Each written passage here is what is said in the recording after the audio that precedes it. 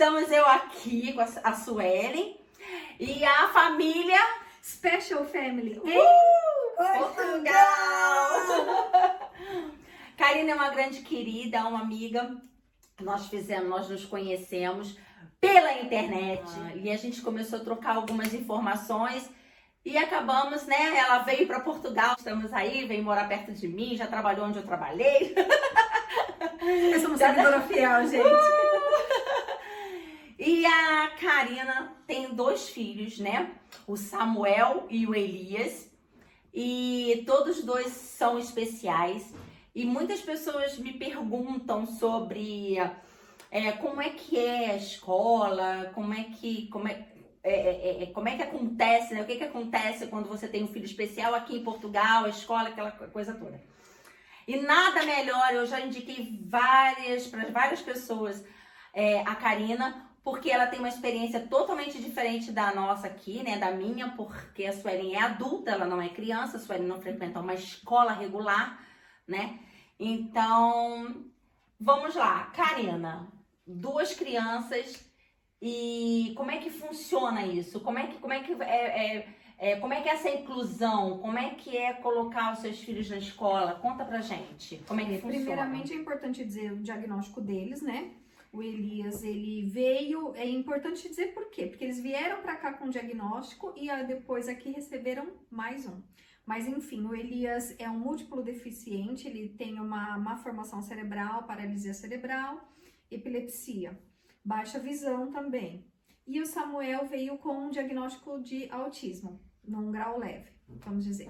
Então, aqui em Portugal, quando nós chegamos, eu fui descobrir no agrupamento de escolas do nosso bairro, do nosso concelho, que Portugal ele divide cada deficiência por concelho nas escolas. Então, vamos dizer, aqui em Aveiro, ele tem vários concelhos, que aí são os bairros. Cada concelho cuida de uma deficiência.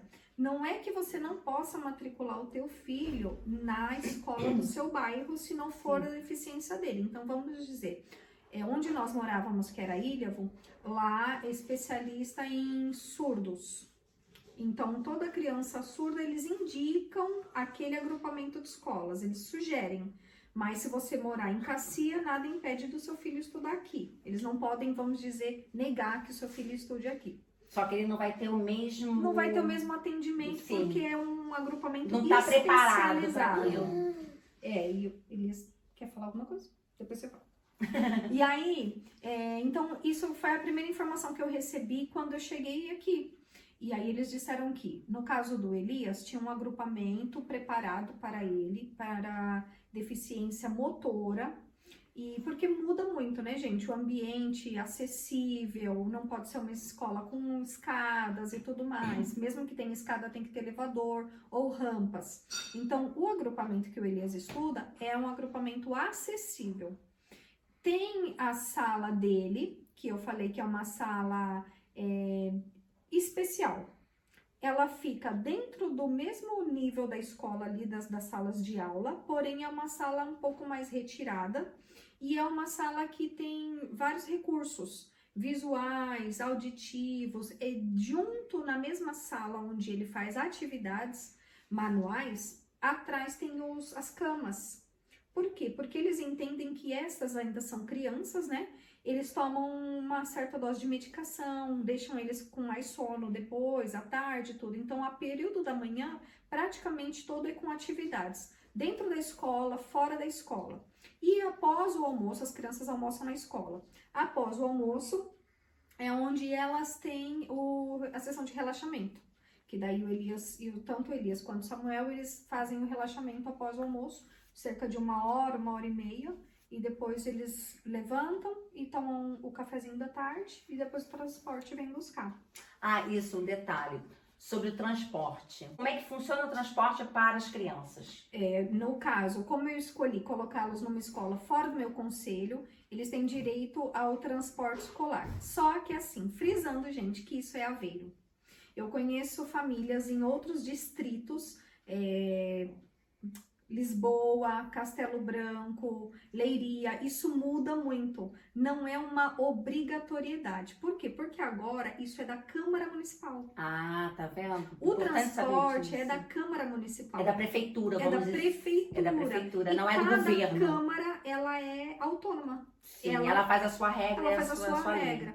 Então, o que acontece? Tanto as duas, como aqui em Aveiro, os dois conselhos que eles estudam são conselhos diferentes, mas os dois fizeram parceria com a Câmara Municipal. Então, tem como no Brasil toda aquela licitação para ver qual é a empresa de táxi.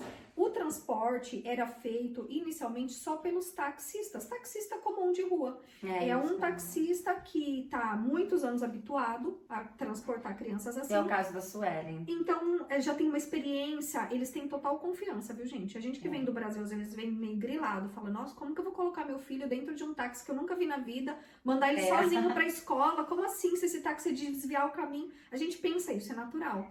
Mas não, aqui eles têm confiança, conhecem esses motoristas há anos. É verdade. Então, eram táxis comuns. No Elias, até era um táxi comum, digo até de questão de de viatura. Você diz que era porque terminou as aulas agora, né? Terminou e por quê? Porque agora que nós mudamos há um ano já, que eu mudei de conselho, mudei de conselho mesmo. O Elias passou a ser transportado pela Câmara mesmo, pela Câmara Municipal. É um ônibus da Câmara? É uma carrinha, uma van. Uma van. Adaptada. Então ele vai e volta com a cadeira dele todos os dias da escola. Antes, quando era transportado pelo táxi, a cadeira de rodas dele ficava na escola, o táxi vinha, eu colocava ele dentro do táxi, mas aí vinha uma auxiliar da escola, ia junto com ele, todos os dias, auxiliar. A escola mandava uma dentro do táxi para ajudar o taxista, muito mesmo legal porque isso. ele não tem controle de tronco. Então, assim, a escola propôs a pagar mesmo um assento adaptado para pôr no táxi para ele. Só que eu pedi para uma costureira fazer um cinto como eu tenho no meu carro. Então, esse cinto ficava no táxi já, quando ele chegava, o Elias já sentava no assento dele específico. E o Samuel não. Samuel ia de táxi também, não ia, Samuel? Com o senhor, o quê? Como que chamava? Senhor? Levi. E o senhor Levi era bonzinho contigo? Sim. Você gostava de ir no táxi? Sim. E eles estão de férias, por isso que nós estamos dizendo gostava, fazia, tudo no passado, porque a gente acha que passou muito tempo, mas não. Agora as aulas aqui retomam em setembro. Então isso. As nossas férias aqui, as férias escolares acabam em junho. Sim. E retornam em setembro. No caso da Suelen, por ser um curso, eles só pararam o mês de agosto. Ah, um detalhe. Como é que funcionam as crianças, por exemplo? Porque eu já ouvi dizer que tem escola que só para 1 2 semanas em agosto, porque pais estudam. E como é que funciona também as crianças deficientes? Se você quisesse deixar seu filho na escola, poderia também? Como é que funciona isso? O que acontece é o seguinte, nós chegamos aqui no ano de 2019 e antes de nós chegarmos teve a mudança da lei do decreto, eu vou colocar para vocês aqui embaixo tudo certinho. Essa mudança que teve no decreto, ela foi prejudicial para crianças como o Elias, para o Samuel nem tanto, mas para o Elias, vamos dizer, as escolas que eram as antigas unidades passaram a ser chamadas centros de não sei o que lá, vou colocar aqui embaixo também. Mas é assim, com essa mudança, essas escolas, vamos dizer, as pessoas, aqui chama ATL, que é um Centro de Atividades de Tempo Livre. É isso, o ATL significa Atividades em Tempo Livre. É como se fosse uma extensão da escola. Então a criança ela pode ficar antes do início das aulas, após o período das aulas, que é para calhar com o horário laboral trabalho, dos pais, e para as férias. Então, os pais não tiram férias normalmente o mesmo período de 3 meses que as crianças. Não. Então, essas crianças vão ficar em casa 3 meses e elas muitas vezes não têm parente, não tem ninguém com quem deixar. Então, elas podem permanecer nesse ATL e elas... Só que assim... Com a mudança da lei, crianças como o Elias não pode mais ficar. Por quê? Quem já estava matriculado antes da mudança da lei, continua sendo... Direito à ATL. Tendo ATL para isso. O Elias chegou e não pode mais, porque eles alegam que os profissionais que estão no ATL não têm um treinamento específico para lidar numa situação como a dele. Isso é em Portugal todo? Ou é só É em uma Aveiro? lei. É uma lei nacional. Nacional. Ah, tá. É um decreto que teve, então assim, ele que chegou agora. Pode ser, mas como a gente sempre diz que aqui não há regra específica, Pois é. pode ser que em outro distrito uma ATL receba uma criança hoje em dia, chegando do Brasil ou de outro país, com uma deficiência física como essa. Nós estamos falando da realidade de Aveiro hoje. Para o Elias não tem. Para o Samuel, ele já faz parte de um ATL, que o dele é onde ele almoça todos os dias. Então, para as férias, eles já me mandam um e-mail antes de terminar as aulas. Olha, o Samuel vai participar do programa de férias? Sim ou não?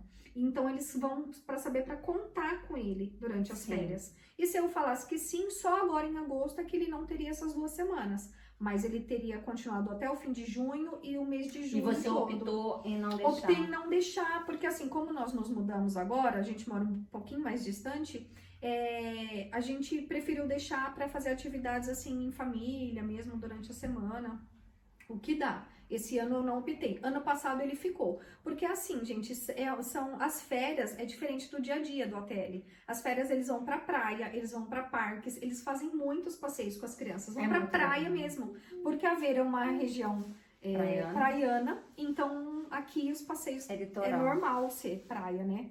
Então, só que o Elias aqui não tem. Pro Samuel, sim. Outra coisa, para você matricular o seu filho na escola, uma criança deficiente, ela tem que ter já o laudo multiuso? Como funciona para essas pessoas que vêm do Brasil e que não tem essa documentação já aqui? Tá, no Brasil não existe o laudo multiuso. É. Então não é uma obrigatoriedade porque você vem com laudos médicos. Isso é imprescindível. O laudo médico, uma carta, eu recomendo uma carta da escola para dizer mais ou menos o que é que seu filho fazia na escola, o que tipo, qual nível de percepção dele e tudo mais. Um relatório mesmo das professoras e dos médicos. Quando a criança chega aqui, não é exigido o multiuso, mas o carteira de vacinação, o histórico escolar, isso sim. E tudo com apostilamento de AIA. A carteira de vacinação, não. Não. Mas o histórico escolar, sim. E os laudos também não precisam. Os laudos também não precisam. Não precisa. Aí, quando a criança já está aqui em Portugal, é que você vai passar, você vai ser encaminhado para um centro de saúde, você provavelmente tem que procurar ter um médico de família. Mas para se matricular, não precisa do multiuso. Não. Porque, por exemplo, a Suelen, para poder se matricular nos cursos de preparatório, na APPSDM, eles exigem o multiuso. Sem multiuso, você já não consegue fazer nada. Isso não é obrigatório quando você chega, mas a partir do momento que você já está aqui, você tem mas que a Suelen ter. só poderia se matricular se tivesse multiuso. Então, é essa a diferença. Então, assim, porque já é adulto. Já é adulto. Agora, a criança não. A criança, por ter direito à escola, Isso. então eles não obrigam. Agora, mas tem que tirar. Mas aí nesse tempo a pessoa já tem que correr atrás de tirar o seu laudo multiuso e tudo mais. Sim. E mesmo sendo imigrante, não tendo laudo multiuso, ele tem direito a esse transporte escolar, independente, você sabe dizer? Sim. Tem direito. Sim, porque na altura os meninos, assim que eu matriculei, eles não tinham cartão de cidadão ainda. Não tinha sido emitido, então vamos dizer, eles eram considerados brasileiros. E então tiveram direito a todos os mesmos benefícios, não teve diferença nenhuma. Lembrando que a Karina, ela também tem a nacionalidade pelo pai, não é isso? O pai dela é português, no meu caso é a minha mãe, e as crianças dela também têm cidadania, igual a Sueli, que também tem cidadania. A nossa realidade é um pouco diferente de muitos imigrantes, mas assim, eu tô tentando passar... Quando você tem a cidadania, as coisas ficam muito mais fáceis, as portas se abrem muito mais rápido, é tudo muito mais fácil. Pode ser que você não consiga as coisas tão mais fáceis e rápidas como a gente, mas tem caminho, consegue, sabe? Tem, porque assim, agora o pessoal que eu sei que chegou durante a pandemia, porque tem sempre essa diferença, né, gente? Como eu disse, nós não fomos impedidos de nada, eles ainda sendo considerados brasileiros, porque não tinha havido Covid. Depois, um pouquinho antes da pandemia, Eu soube que para você ter um médico de família, para você fazer determinadas coisas, você tinha que ter a nacionalidade ou já a autorização de residência. Então, essas pessoas que chegavam ou estavam na manifestação de interesse e aguardando a residência, não podia ter médico de família, não podia ter um multiuso, ficava impedida disso. Nossa. Ela não conseguia. Só que com a pandemia, teve um despacho de lei. Então, facilitou todos muita que estavam coisa. no aguardo, então vamos dizer, uma criança que chegou no meio da pandemia, ela é brasileira, ela não tem autorização de residência, nem nacionalidade, ela tem direito a um médico de família. Porque eu conheço famílias Eu soube dessa lei também. que puderam se beneficiar desse, vamos dizer, dessa brecha. Benefício, dessa né? brecha brecha. no despacho. Gente, eu acho que é isso, né? Eu espero que vocês tenham tirado alguma dúvida. Se vocês tiverem mais alguma dúvida quanto à educação especial aqui em Portugal, eu vou deixar o link do vídeo da Karina aqui embaixo, o Instagram dela. Você pode perguntar, perturbe ela. Tire todas as suas dúvidas, porque assim, eu consigo falar sobre adulto e a Karina consegue falar sobre criança. Então, a gente fez essa parceria aqui.